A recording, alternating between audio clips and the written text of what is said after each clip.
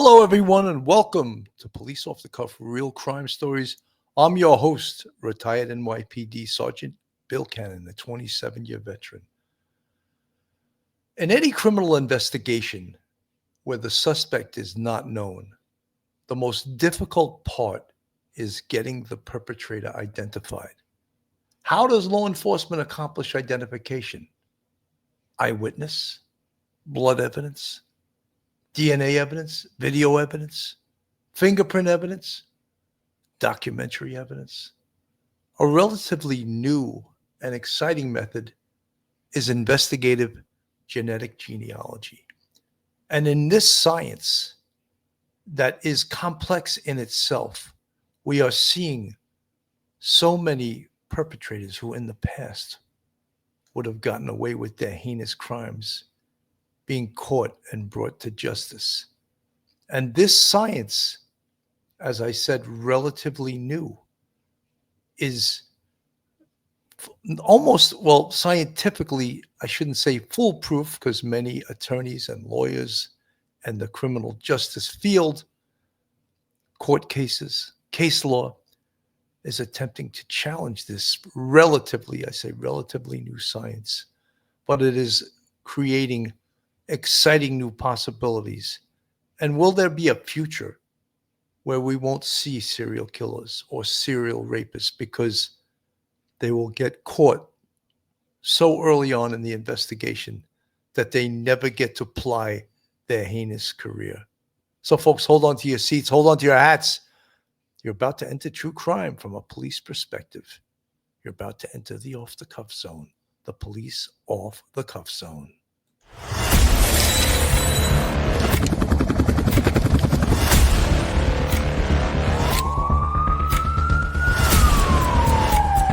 There has to be some common sense. They were the ones who called 911 to get him help, and now they're calling for change.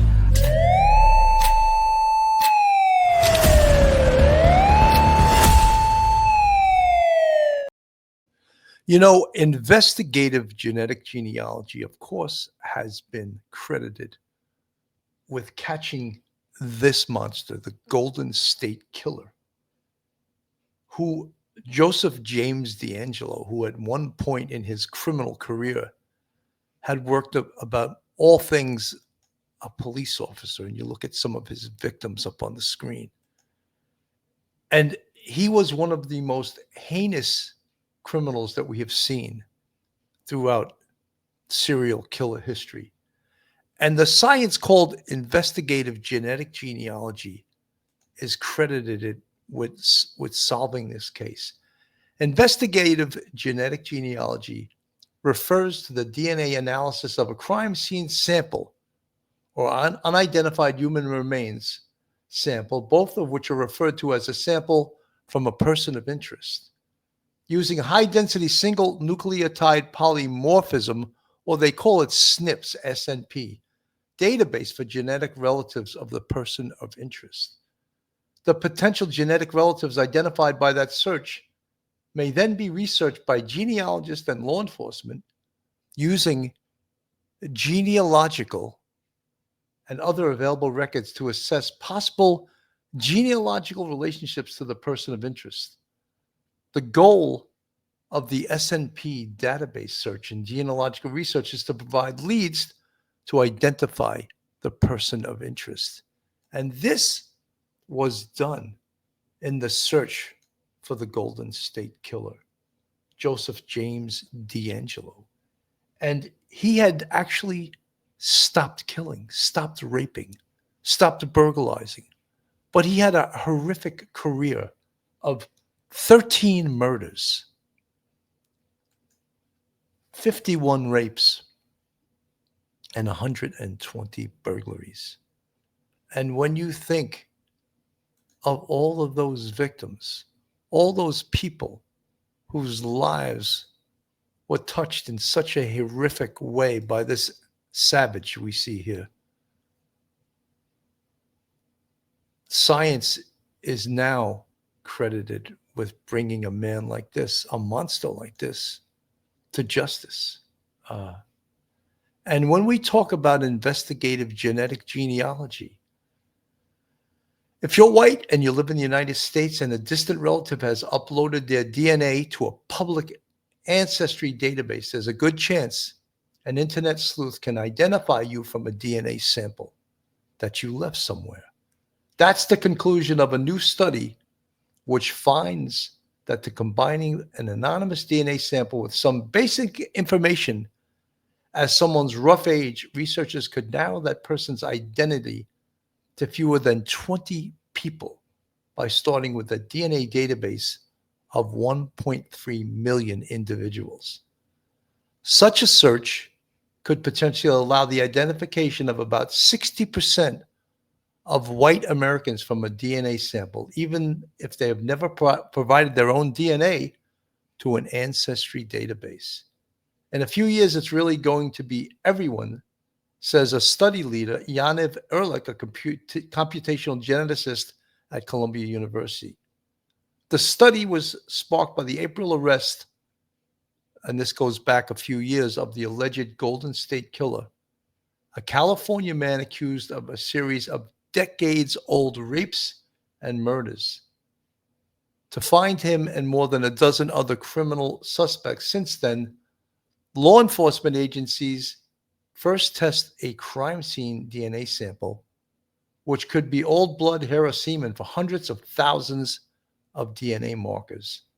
Signposts along the genome that vary among people, but whose identity in many cases are shared with blood relatives.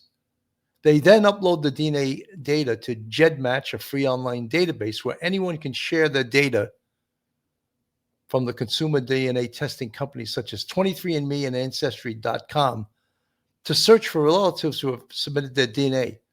Searching GEDmatch's nearly 1 million profiles revealed several relatives who were the equivalent to third cousins to the crime scene DNA linked to the Golden State Killer. Other information, such as genealogical records, approximate age, and crime locations, then allowed the sleuths to home in on a single person. Amazing technology. Amazing that this science has come across at this time. I mean, in the 90s, when we first started getting DNA identifications, it was thought of to be this technology that was almost too good to be true. And we talk about different ways that we identify perpetrators. And now we have other ways. In every investigation we follow, homicide investigations, in almost every one, cell phone technology becomes a part of the investigation. Cell site information, the pinging, text messages, emails, all of those things that are now become part of the cyber investigation. But this is the biological investigation. And it all stems from DNA, deoxyribonucleic acid, and the amazing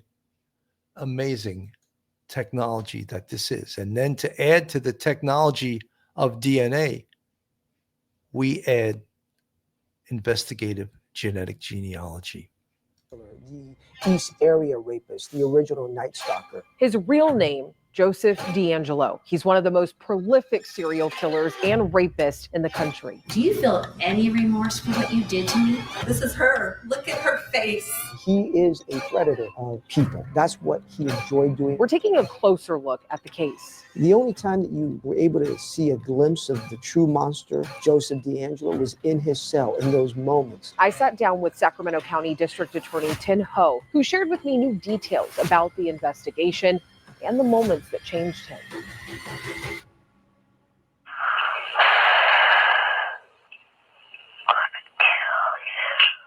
A haunting voice. It sticks with you. Joseph James DeAngelo's chilling threats were just one layer of torture. He began terrorizing Sacramento County in 1976, laying in wait while his victims slept. He was able to escape very quickly from his crime scenes, and he would just disappear in the night, right? Almost as if he vanished, like a ghost, like a boogeyman. Ambushing girls as young as 13 years old, blinding them with light, binding their hands then raping them. Sacramento was a quiet, sleepy town. People would leave their doors unlocked, their windows open. But when he started committing his crimes, everybody started locking their doors. People couldn't buy enough locks, guns. It gripped the community, the fear. In the cover of darkness, he preyed on people in Carmichael, Citrus Heights, and Rancho Cordova, often targeting couples. While raping the women, he would psychologically torture their husbands, tying them up and placing dishes on their back, threatening them not to move. He was very savvy.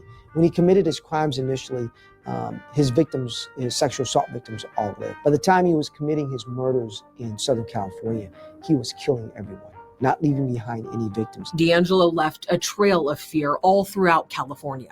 He committed 13 known murders, over 50 rapes, and 120 burglaries up and down the state of California in 11 different counties. Sacramento County District Attorney Tian Ho helped put DeAngelo in prison. Investigators with the Sacramento County Sheriff's Office and the District Attorney's Office connected him to the crimes using DNA. The arrest came on April 24th, 2018. DeAngelo, a retired mechanic, was home in Citrus Heights when investigators arrived at his door. He was living in the shadows for decades in Sacramento County. District Attorney Ho remembers the night when detectives first interviewed DeAngelo.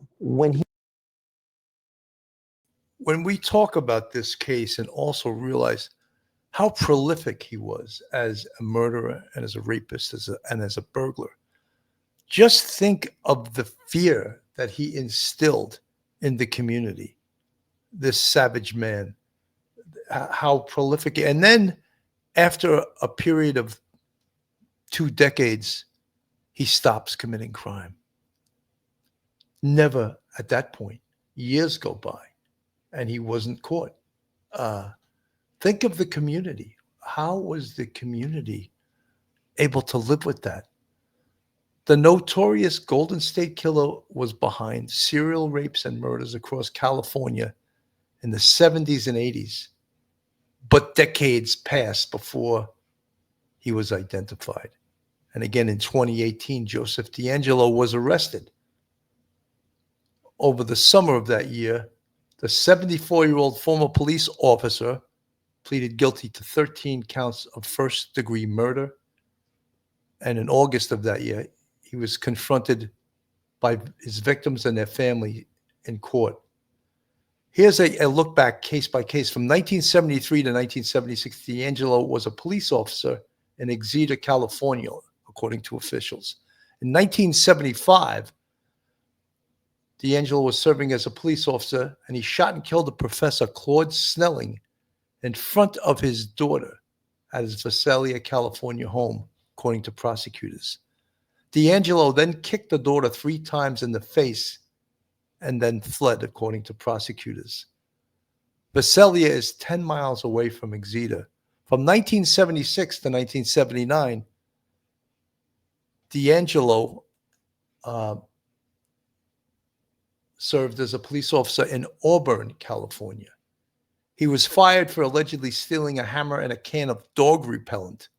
The Associated Press reported that. From 76 to 78, in the summer of 76, burglaries and rapes terrorized the Eastern District of Sacramento County. The Golden State Killer would break into his victims' homes by prying open a window or door while they slept. Sometimes he would take jewelry, identification, cash, and coins from the victims' homes. From 1978 to 81, in February 1978, the Golden State Killer shot and killed Brian and Kate Mangiore, who were walking their dog in the Sacramento area. After Brian Mangiore was shot, Kate Mangiore ran away and yelled for help, but DeAngelo caught up with her and shot her in the head. The burglaries continued in the East Bay area of Northern California and then escalated into rapes and murders along the California coast, according to the FBI. The Golden State Killer would often attack couples, tie up both victims, rape the female, and then murder them. On December 30th, 1979, Deborah Manning and Robert Offerman were killed in Goleta near Santa Barbara. Lyman and Charlene Smith were murdered in their Ventura home in March 1980. Charlene Smith was bound and raped, according to prosecutors. The couple was later found dead by Lyman Smith's 12-year-old son. In August of 1980, Keith and Patrice Harrington were slain in their home in Dana Point in Southern California. On February 5th, 1981, 28-year-old Manuela Withun was bound, raped, and bludgeoned to death while home in Irvine in Southern California. Her body was found by her mother. In July 1981, Sherry Domingo and Gregory Sanchez were killed in Goleta. Sanchez was shot and then beaten to death, bludgeoned in the head 24 times, according to prosecutors. D'Angelo then bound Domingo, raped her, and beat her in the head more than 10 times. 1986, no crimes were attributed to the Golden State Killer from July 1981 until May 1986, when 18-year-old Janelle Cruz was killed. Cruz was bound, raped, and bludgeoned in the face and head at her home. That was his last known crime. And of course, the case went cold until 2018. D'Angelo's name came up for the first time in the investigation in 2018, according to Sacramento District Attorney Anne Marie Schubert. D'Angelo became the first public arrest obtained through genetic genealogy, a new technique that takes the DNA of an unknown suspect left behind at a crime scene and identifies him or her by tracing a family tree through his or her family members who have voluntarily submitted their DNA to public genealogy databases. To identify D'Angelo, investigators narrowed the family tree based on age, location, and other characteristics. Once authorities zeroed in on D'Angelo, they surveilled him and collected his DNA from a tissue left in the trash, or as we call in this show, they surreptitiously collected his DNA, unnecessary to get a search warrant, because if you got a search warrant, you would raise the defendant up. Investigators plugged his discarded DNA back into the genealogy database and found a match linking D'Angelo's DNA to DNA found at the crime scene. He was arrested in April 2018 in Sacramento County. After D'Angelo was taken into custody, he said to himself in an interview room, "I did all those things. I destroyed all those lives." Since D'Angelo's arrest, over 150 suspects have been identified through genetic genealogy. On June 29th, 2020, D'Angelo pled guilty to 13 counts of first-degree murder. The plea also required D'Angelo to admit to multiple uncharged acts, including rapes, which were described in horrific detail by prosecutors. The death penalty was taken off the table, and he will serve life without parole. From August 18th, 2020 to August 20th, 2020, D'Angelo was confronted in court by rape survivors, their relatives, and the relatives of those he killed. Survivor after survivor told stories of fear, grief, and resilience. It's absolutely horrifying, the crimes that this man committed. It is just to think that he could also stand up in court and apologize. Are you kidding me? There are crimes that you cannot apologize for. And for myself, I feel that, some people may say they got closure when they saw him be sentenced to life without parole. I would have rather seen this guy get the death penalty. Other headlines this evening: the man known as the Golden State Killer will spend the rest of his life in prison. That's Joseph D'Angelo, who pled guilty to raping and killing multiple women throughout the state in the 1970s and 80s. Today, D'Angelo was unmasked and spoke publicly to his victims. NBC Barry's Tom Jensen reports from Sacramento. Before the sentence was handed down, Joseph D'Angelo stood up out of his wheelchair and spoke clearly to victims. And I'm really sorry. Few words from the Golden State Killer, a man whose crimes prosecutors say stretched from 1973 until 1986, and who continued to terrorize women even up until his arrest in 2018. No window is ever open or unlocked at night. Sacramento County District Attorney Anne Marie Schubert reading from a 71-year-old woman's email, a reporter who grew up in the area. Contra Costa County's DA joined others in calling for multiple life sentences for someone they all described as a monster and a sociopath. The man whose horrific, unspeakable crimes devastated the lives of so many people. DA Diana Beckton told us she talked to a victim this morning who has been waiting for this day for almost 40 years. She said, "Today I feel free.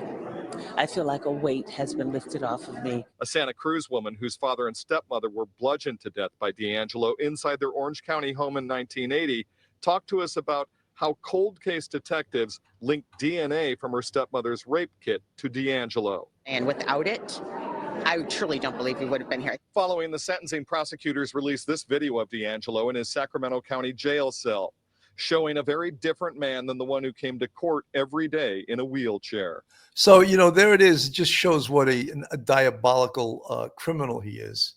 He's in a wheelchair, but yet he's climbing around his cell like an agile athlete, just so consistent with being the perp and the savage that he is, that his last guise of being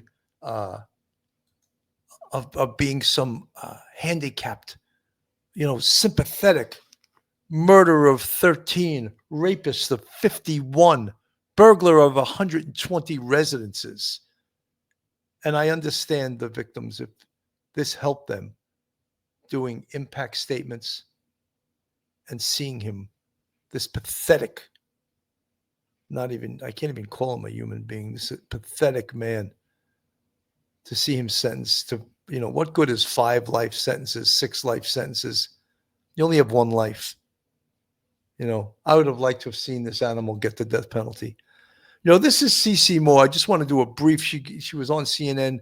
She is sort of like the dean of investigative genetic genealogists across the nation. But because of the DNA technology, the advances that we're seeing, both in investigative genetic genealogy and the ability to use tiny amounts of DNA, we can identify someone, whether they are in the law enforcement database or not. CeCe, the cases that you have cracked, for which you have become famous, are the cases that necessitate you putting together, in connection with a private lab, a very complicated family history, family tree, and tracing back cousins and generations. That doesn't seem to be what took place here. Well, I don't think we can reach that conclusion yet. Investigative genetic genealogy is simply a tip. It's a lead generator. It should never be used as evidence against a suspect. And so it is proper that it would have been left out of the affidavit, in my opinion, because it should not form.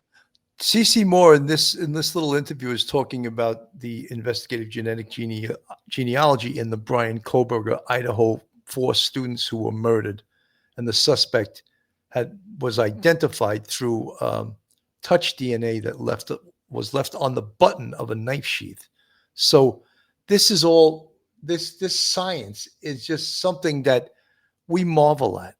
And in other interviews, CeCe Moore had said that perhaps we will never see another serial rapist in our lifetime because of this technology.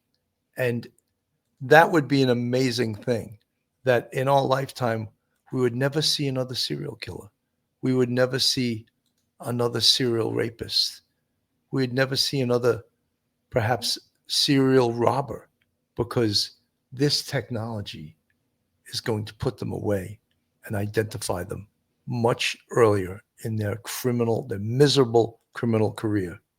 You look at the booking photo, there's red at the top of his head.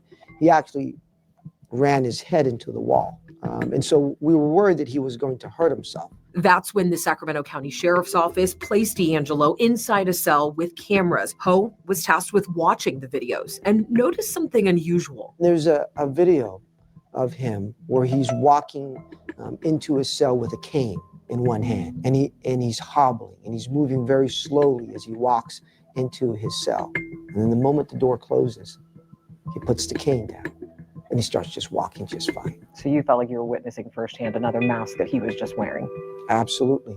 He was always trying to manipulate us, the public, his family, everybody. When the prosecution began laying out their case, collecting evidence from 11 different counties, Ho tracked every piece of evidence. I was tasked with coordinating the discovery from all the different counties, making sure that we had them, that they were documented, that they were cataloged, that they were organized, and then sending them over to the defense. Former Sacramento County District Attorney Anne Marie Schubert alleged special circumstances making D'Angelo eligible for the death penalty. But the prosecution ended up making a deal: life in prison. I disagreed with that decision originally because... Why did you disagree? Because if anybody deserved the death penalty, it was him. 13 murders, 50 rapes, 120 burglaries. If anybody deserved it, it was him. But one of D'Angelo's victims ultimately changed his mind. Phyllis was the very first known sexual assault victim in Sacramento. I would see Phyllis come to court every single time. And Phyllis would sit right there in the front row. And I always come up, I say, Phyllis, how you doing today?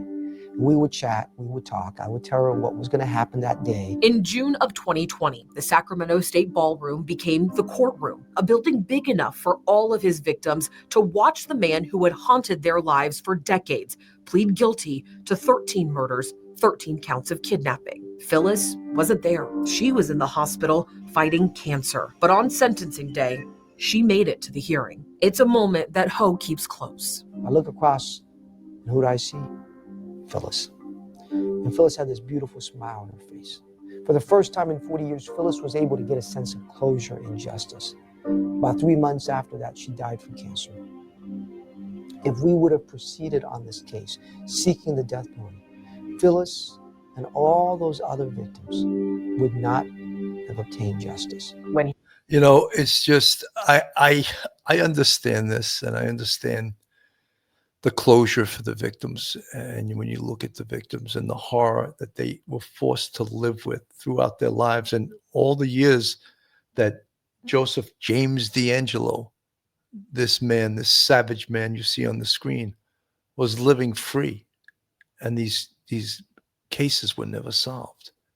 And you think about that, and you think about the torture that these poor people lived through.